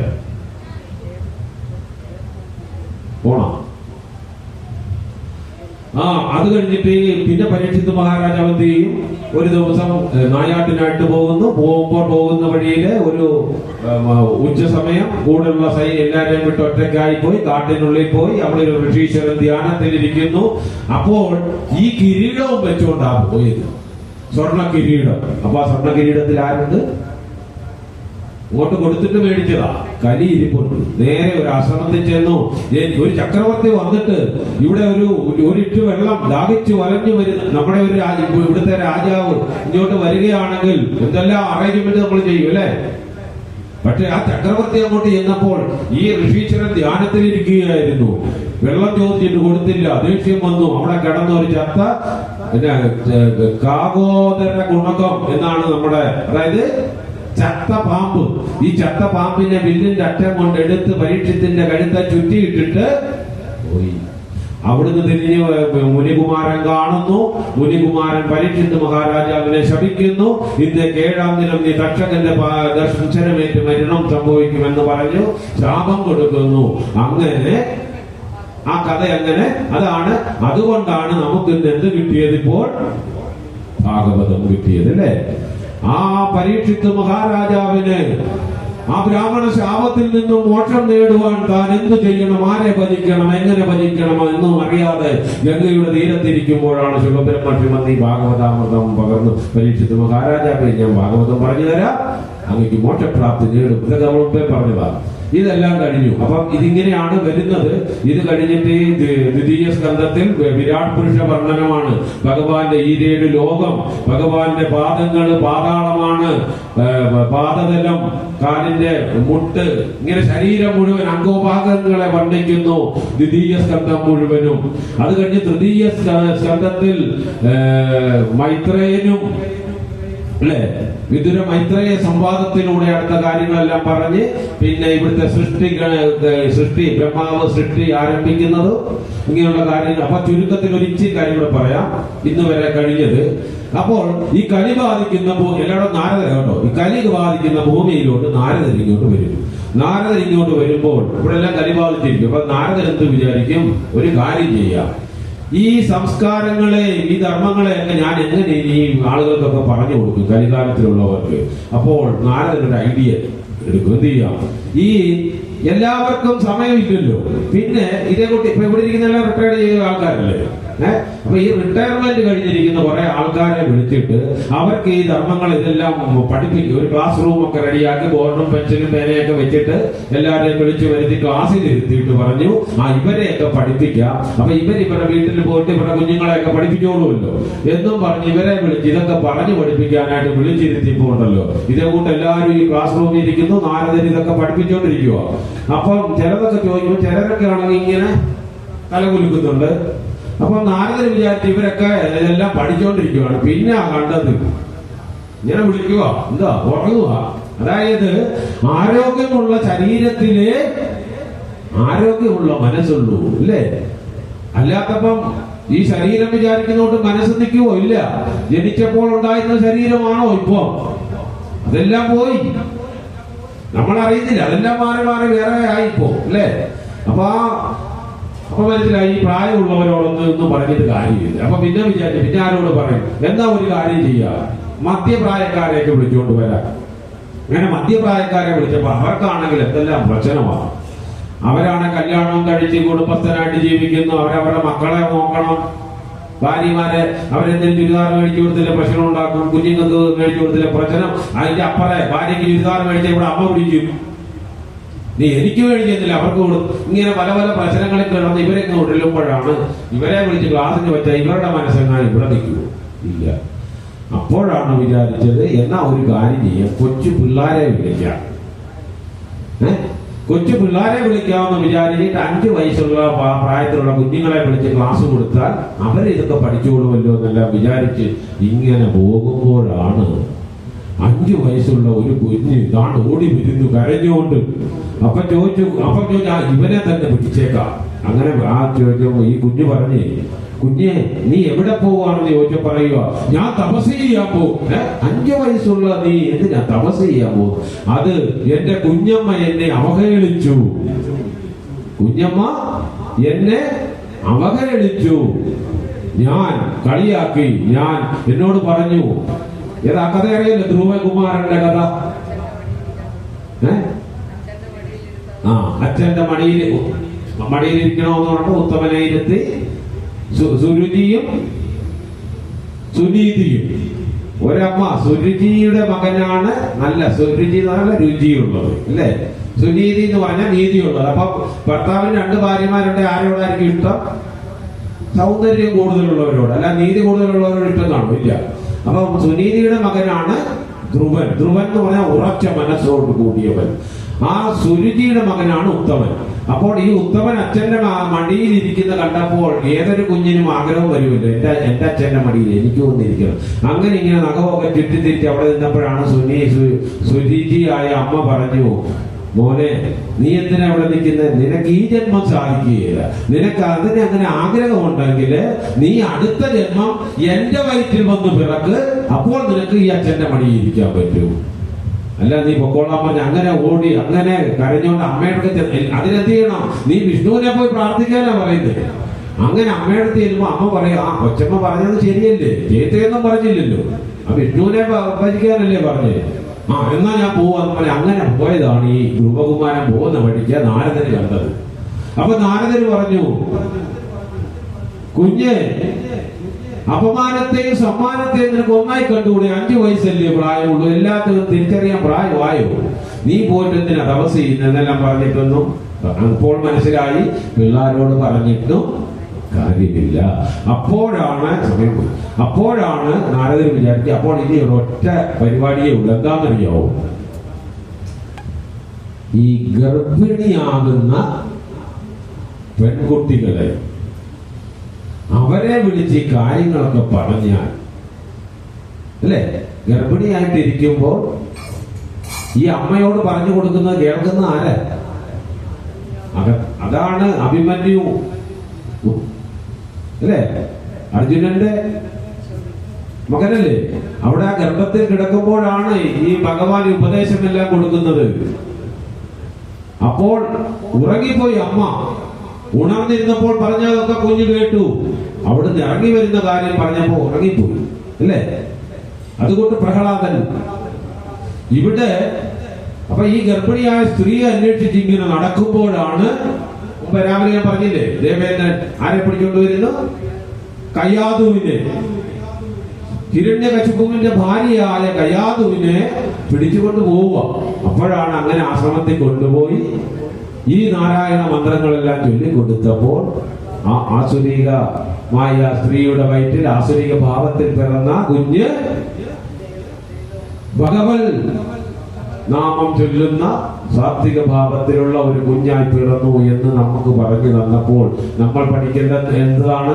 നമ്മുടെ കുഞ്ഞുങ്ങൾ നാളെ വിവാഹം കഴിച്ച് കുട്ടികളാകാൻ പോകേണ്ട പെൺകുട്ടികളെല്ലാം ഇതെല്ലാം കേട്ടുപഠിക്കണം. അവരാ ഗർഭാധാനം പിതാവിൽ നിന്നും നമുക്ക് ഷോഡശ സംസ്കാരത്തിൽ ഗർഭാധാനം തൊട്ട് അന്ത്യേഷ്ടി വരെ 16 അടിയന്തരങ്ങളുണ്ട്. അതൊക്കെ ഇവിടെ ഇതൊന്നും പറഞ്ഞു തീർക്കാൻ സമയം കിട്ടുന്നില്ല. അതെല്ലാം പഠിക്കുമ്പോൾ ഇവർക്ക് മനസ്സിലാകും. ആ കുഞ്ഞിനെ സ്വീകരിക്കുമ്പോൾ ഏത് സമയത്താണ് സ്വീകരിക്കേണ്ടത്? രാത്രിയുടെ 2-ാം യാമത്തില് ആ കുഞ്ഞിനെ സ്വീകരിക്കുമ്പോൾ ആ അമ്മയുടെ മനോമുഖരത്തിൽ എന്താണ് ചിന്തിക്കുന്നത് അതായിരിക്കും ആ കുഞ്ഞിന്റെ സ്വഭാവമായി വരുന്നു എന്ന് ഇതിൽ നിന്നും നമുക്ക് മനസ്സിലാക്കാം. അപ്പോൾ ഇങ്ങനെയുള്ള നല്ല കാര്യങ്ങൾ നമ്മുടെ ജീവിതത്തിലോട്ട് പകർത്തുവാൻ വേണ്ടിയാണ് ഈ ഭാഗവതമൊക്കെ നമുക്ക് പറഞ്ഞു തരുന്നത്. ആ കാലത്ത് 6000 വർഷങ്ങൾക്ക് മുമ്പ് വേദവ്യാസൻ കുറെ കഥകൾ എഴുതി തന്നു. ആ കഥകൾ ഇവിടെ നിന്ന് കേട്ടിട്ട് പോയിട്ട് എന്തെങ്കിലും കാര്യമുണ്ടോ? ഈ വർഷത്തെ സപ്താഹജ്ഞാന യജ്ഞം കഴിഞ്ഞ് ഇവിടുന്ന് പോകുമ്പോൾ ഒരു പുതിയ ഒരാളായി എന്തെങ്കിലും ഒന്ന് നമ്മളിൽ ഒരു മാറ്റം വരുത്തണമെന്ന് നമുക്കുള്ളിൽ ചിന്ത വരണം. അതിനു വേണ്ടിയിട്ടാണ് ഇതൊക്കെ ചെയ്യുന്നത്, അല്ലേ? അതിന്റെ കൂടെ നമ്മുടെ ഉള്ളിലെ ആത്മീയതയെ ഒന്ന് ഉണർത്തുവാൻ. അപ്പോൾ സമയം ഒത്തിരിയായി. നാളെ കൃഷ്ണാവതാരമാണ്. ഇത്രയൊന്നും ആള് വന്നാൽ പോരുകയില്ല. കൃഷ്ണന്റെ ജന്മദിനമാണ്. അമ്പാടിക്കണ്ണന്റെ ജന്മനാളിൽ ആനന്ദ കുമ്മി അടിച്ചിടേണം, താരാട്ടുപാടണം നമ്മളെന്ന്, ആടിക്കളിക്കണം നമ്മളിന്ന്. നാളെ ഇന്നല്ല. അപ്പൊ എല്ലാരും വരണം. ആനന്ദ കുമ്മിയടിക്കാനും കൈകൊട്ടി പാടാനും. ആർക്കൊക്കെ പാടാൻ കഴിയുമോ? കൃഷ്ണാവതാരം കഴിയുമ്പോൾ ഇവിടെ കണ്ണന്റെ പാട്ട് പാടാം. ആരൊക്കെ ഡാൻസ് ചെയ്യുന്ന കുഞ്ഞുങ്ങളുണ്ടോ? ഗോപികാ നൃത്തം ഇവിടെ നമുക്ക് നൃത്തം ചെയ്യാം. എല്ലാവരെയും ഇതിൽ ഉൾക്കൊള്ളിക്കണം. നൃത്തം ചവിട്ടാൻ സാധിക്കുന്നവർ നൃത്തം ചെയ്യുക. ഭഗവാന്റെ കീർത്തനം പാട്ടുപാടി എല്ലാം ആർക്കെല്ലാം എന്തെല്ലാം ഇവിടെ പറഞ്ഞാൽ മാത്രം മതി. എനിക്ക് ഈ ഗോപികാ നൃത്തം ചെയ്യണം എന്ന് ആ കുട്ടി പറയുകയാണ്. ഉടനെ ഇവിടെ നമ്മൾ മാടുമേക്കും കണ്ണേ നീ പോക വേണ്ട സ്വന്തേ. 2 കുട്ടികൾ ചേർന്ന് നല്ല സുന്ദരം, അല്ലെ? ഇത് പറഞ്ഞാൽ മുന്നോട്ട് പോയിക്കൊണ്ടേയിരിക്കും. നമ്മുടെ സമയം പോയിരിക്കുകയാണ്. ഇന്നത്തെ പ്രഭാഷണം ഭഗവാന്റെ തൃപ്പാദങ്ങളിൽ സമർപ്പിച്ചിരിക്കുകയാണ്. നാളെ വിഷ്ണു സഹസ്രനാമ ജപത്തിന് മുൻപായി തന്നെ എല്ലാവരും വന്ന് ചേരണം. വിഷ്ണു സഹസ്രനാമം ജപിച്ചു കഴിയുമ്പോൾ രാമമന്ത്രം 3 പ്രാവശ്യം ചൊല്ലിയാൽ എന്ന് പറഞ്ഞതിന്റെ അതിന്റെ തത്വം എന്താണെന്നുള്ളത് നാളെ രാവിലെ തന്നെ പറയും. എല്ലാവരും വരണം, സമർപ്പിക്കാം.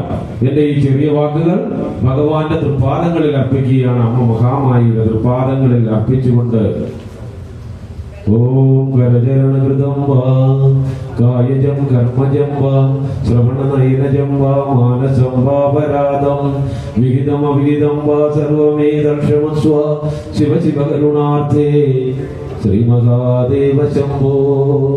കായേന വാചാ മനസേന്ദ്രൈർവാ ബുദ്ധ്യാത്മനാ വാ പ്രകൃതി സ്വഭാവാത് കരോമി യദ്യൽ സകലം പരസ്മൈ സർവം നാരായണായേതി സമർപ്പയാമി, സർവം ജഗദംബികായേതി സമർപ്പയാമി. സ്വസ്തി പ്രജാഭ്യാം പരിപാലയന്താം ന്യായേന മാർഗേണ മഹീം മഹീശ ഗോബ്രാഹ്മണേഭ്യഃ ശുഭമസ്തു നിത്യം. ലോകാഃ സമസ്താഃ സുഖിനോ ഭവന്തു, ലോകാഃ സമസ്താഃ സുഖിനോ ഭവന്തു, സകല ലോകാഃ സുഖിനോ ഭവന്തു. ഓം ശാന്തി ശാന്തി ശാന്തി.